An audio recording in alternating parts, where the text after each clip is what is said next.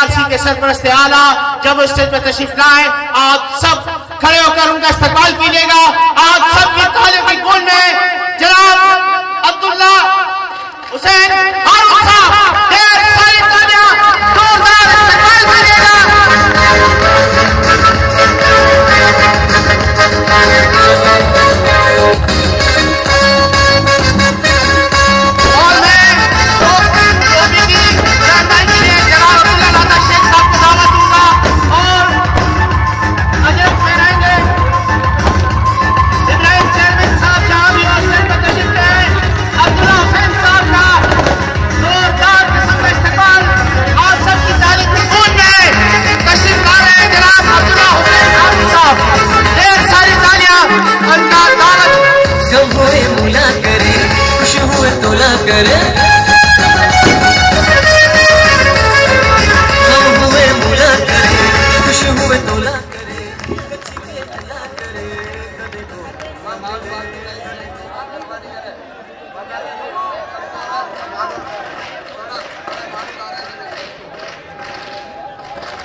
जियो कच्ची जियो कच्ची जियो जियो जियो कच्ची जियो जियो जियो कच्ची जियो जियो जियो कच्ची जियो जियो जियो कच्ची।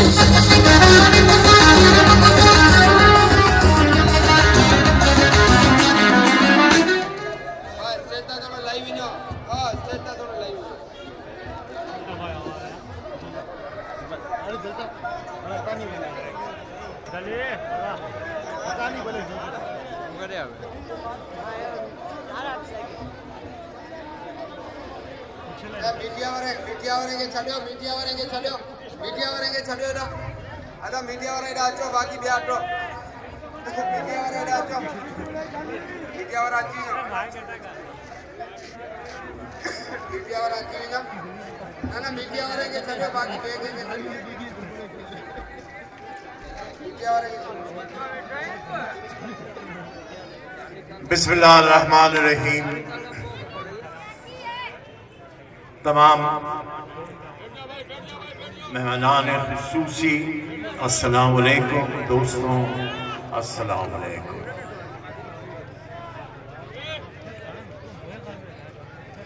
तारीख गवाही देती है कि जो जिंदा कौमें हैं उन्हें अपना गम नहीं भूलना चाहिए। और आज यौम तासीर के दिन पर जितने हमारे भाई शहीद किए गए, जिन्होंने उनकी जिंदगी जाये करने की कोशिश की, आज वो मुनरफ होकर ये कहते हैं कि हमने नहीं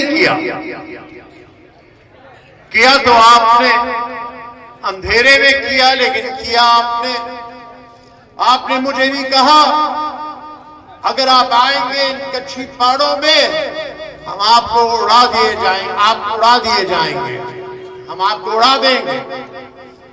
उसके बावजूद मैं जाते रहा और जिस वक्त पे कोई और कंधा देने के लिए तैयार नहीं था, तो हम सब ने मिलकर अपने भाइयों का खुदाहाफिज़ी किया। लेकिन कोई मोड़ पर भी हमने कोशिश नहीं की कि हम झुक कर किससे भी कुछ मांगे। कई बार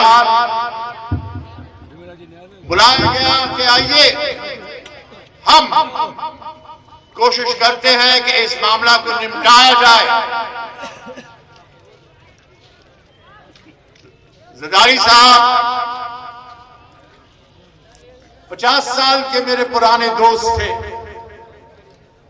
मैंने कहा ठीक है, लेकिन अगर आपने इस मामले को हल नहीं किया तो फिर मैं जो बार बार अमेरिका से कराची आ रहा हूं, मैं इस नौकरी को छोड़कर अपने भाइयों के पास वापस जाऊंगा और फिर आपके और हमारे रास्ते अलग हैं।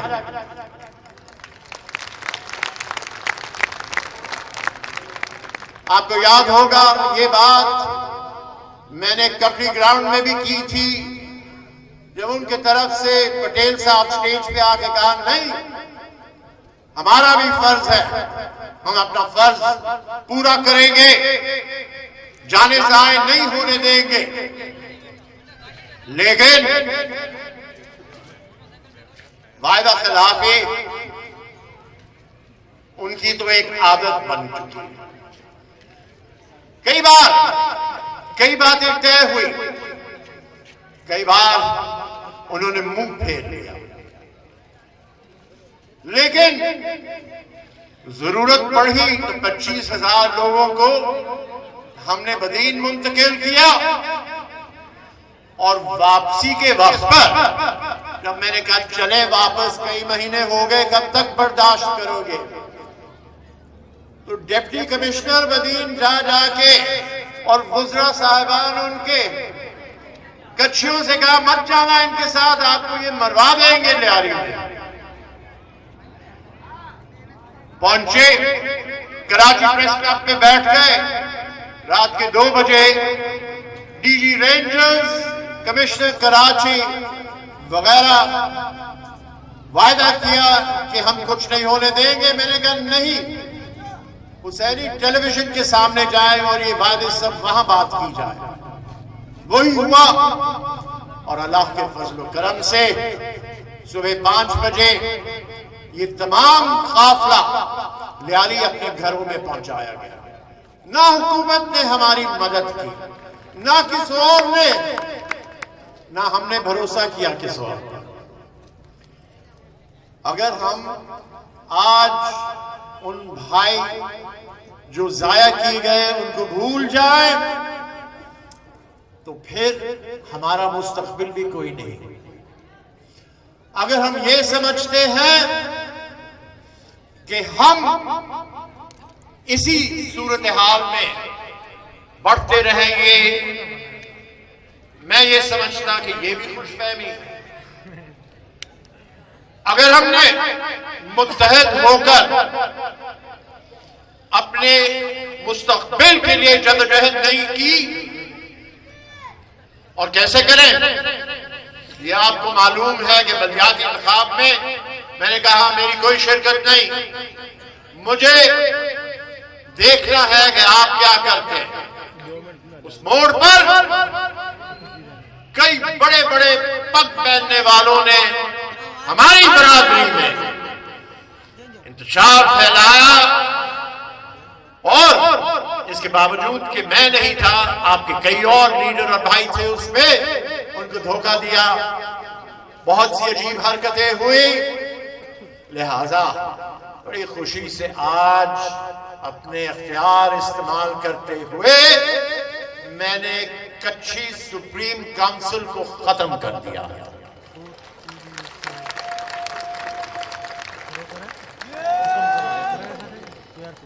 अब हम उन्हें चुनेंगे ये नहीं देखते हुए कि कौन क्या है, ये देखते हुए कि वक्त पे कौन काम आया, वक्त पे किसने साथ दिया, वक्त पे जब दुनिया मुंह मोड़ रही थी तो उन्होंने क्या किरदार अदा किया, क्या बेचने की कोशिश की, ये भी मुमकिन है। लेकिन हमारे पास आज भी बहुत से कराची कम्युनिटी में और जिनके पास अख्तर भाई और हुसैनी भाई हो तो और किस चीज की जरूरत है। कम से कम हमारे जितना भी काफिला है, ख्वाह छोटा हो या नहीं, बिकता नहीं।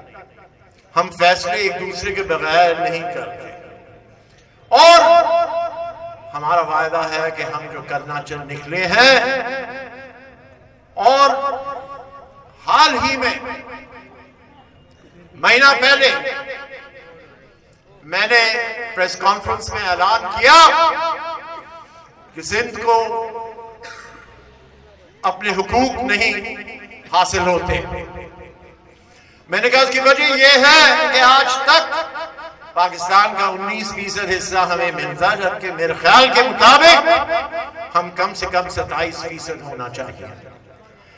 उसमें मैंने हर एक से अपील की, ख्वाह वो उर्दू बोलने वाले हो, सिंधी हो, पठान हो, पंजाबी हो या कोई भी जबान या कौम से ताल्लुक हो, अगर आप कराची में रहते हैं, सिंध में रहते हैं, तो आइए हम सब मिलकर मेहनत करके इस मर्दमशुमारी में हिस्सा लें। बिकॉज अगर हम वफाकी हुकूमत के ऊपर छोड़ेंगे,